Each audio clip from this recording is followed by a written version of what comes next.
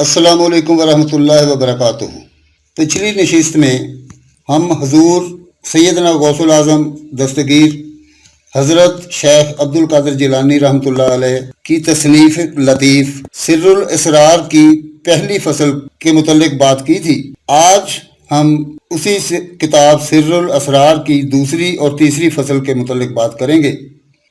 دوسری فصل میں سر الاسرار کے صفحہ 77 پر درج ہے انسان کا پست ترین حالت یعنی اسفل السافلین کی طرف لوٹنا۔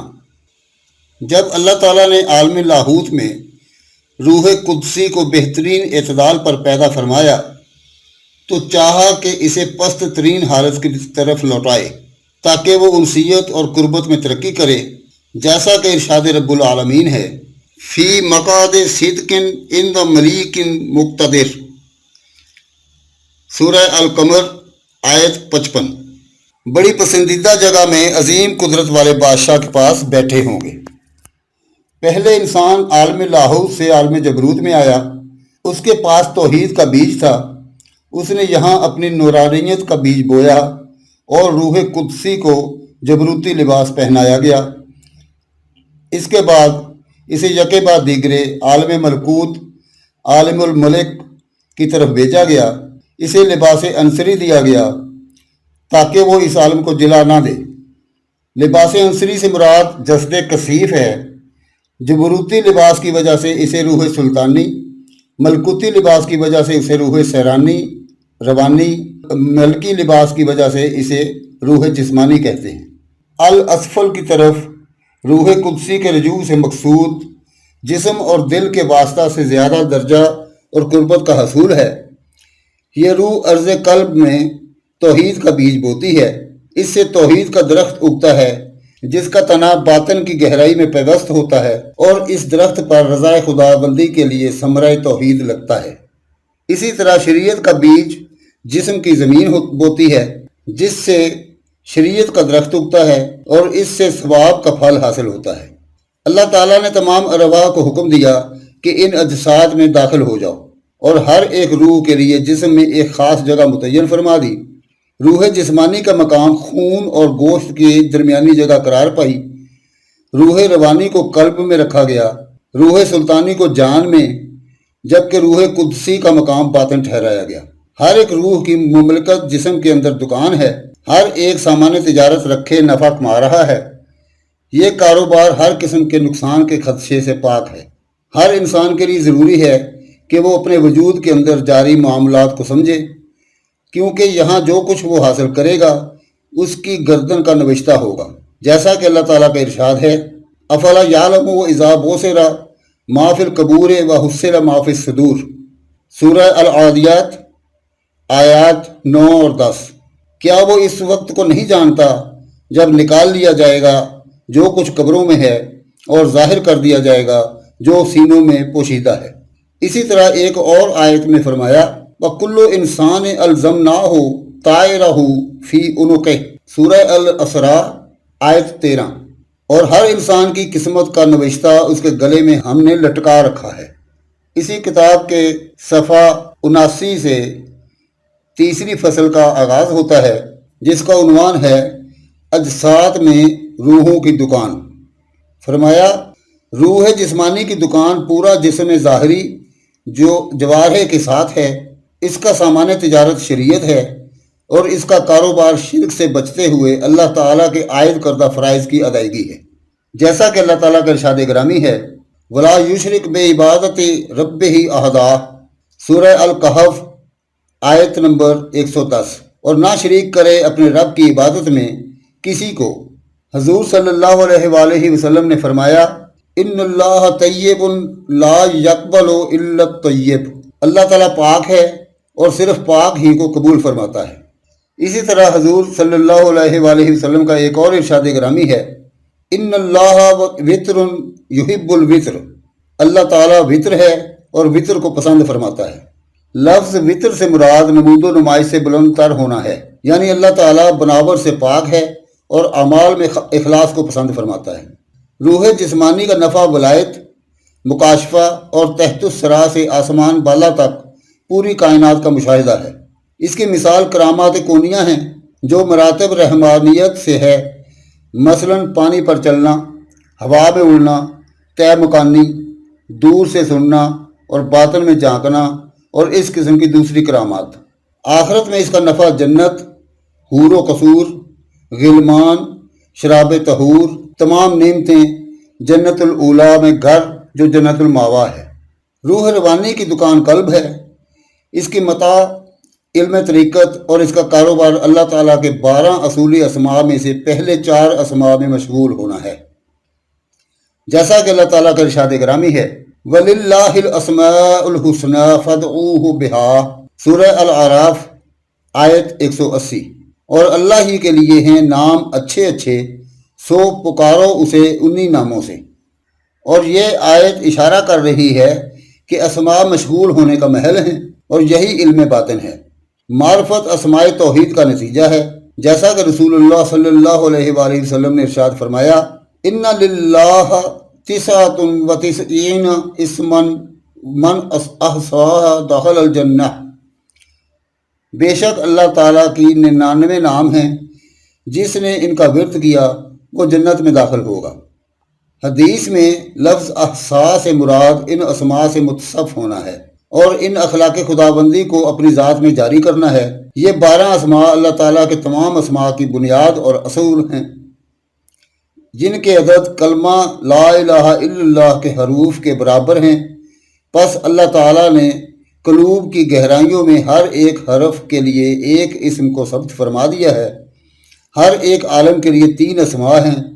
اللہ تعالیٰ انہیں اسماء کے ذریعے محسنین کے دلوں کو اثبات بخشتا ہے، جیسا کہ اللہ تعالیٰ کے ارشاد گرامی ہے یثبت اللہ الذین آمنوا بالقول الثابت فی الحیات الدنیا وفی الآخرہ، سورہ الابراہیم آیت 27۔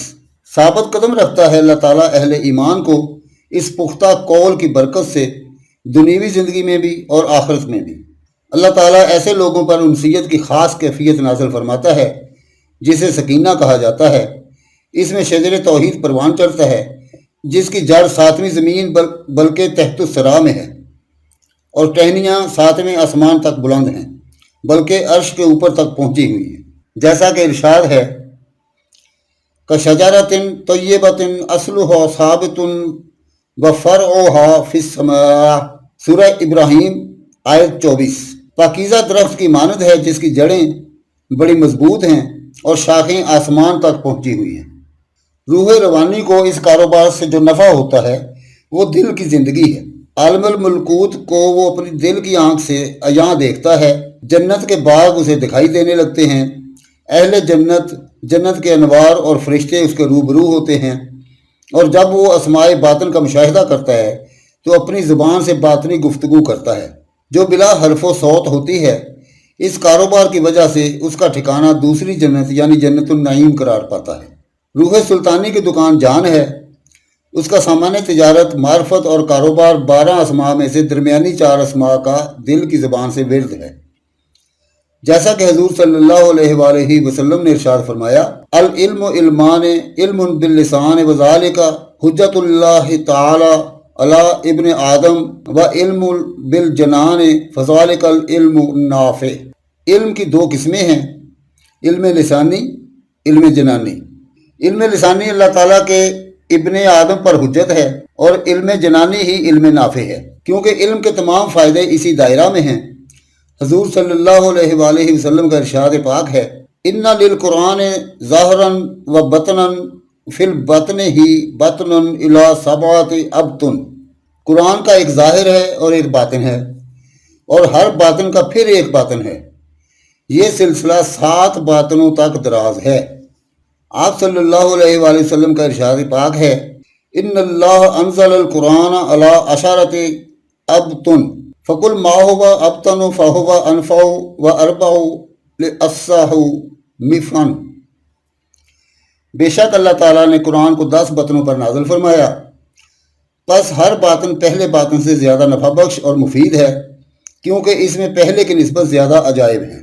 یہ اسماء ان 12 چشموں کی مانند ہیں جو عصائے موسیٰ کی ضرب سے پھوٹے تھے، جیسا کہ قرآن مجید میں ارشاد الہی ہے وَإِذِ اسْتَسْقَىٰ مُوسَىٰ لِقَوْمِهِ فَقُلْنَا اضْرِب بِّعَصَاكَ الْحَجَرَ فن فجرت من حسنت عشرت عینہ قد علم کل اناس مشربہم، سورہ البقرہ آیت 60۔ اور یاد کرو جب پانی کی دعا مانگی موسیٰ نے اپنی قوم کے لیے تو ہم نے فرمایا مارو اپنا عصا فلاں چٹان پر، تو فوراً بہہ نکلے اس چٹان سے 12 چشمے، پہچان لیا ہر گروہ نے اپنا اپنا گھاٹ۔ علم ظاہری اس پاک پانی کے مانند ہے جو عارضی ہو، جبکہ علم باطن چشمے کے اصلی پانی جیسا ہے جو کبھی ختم نہیں ہوتا۔ علم باطنی علم ظاہری کی نسبت زیادہ نفع بخش ہے، اور علم کا یہ چشمہ ابدی ہے، کبھی خشک نہیں ہوتا۔ ارشاد ربانی ہے وَآیَةٌ لَّهُمُ الْأَرْضُ الْمَيْتَةُ أَحْيَيْنَاهَا وَأَخْرَجْنَا مِنْهَا حَبًّا فَمِنْهُ يَأْكُلُونَ، سورہ یاسین آیت 33۔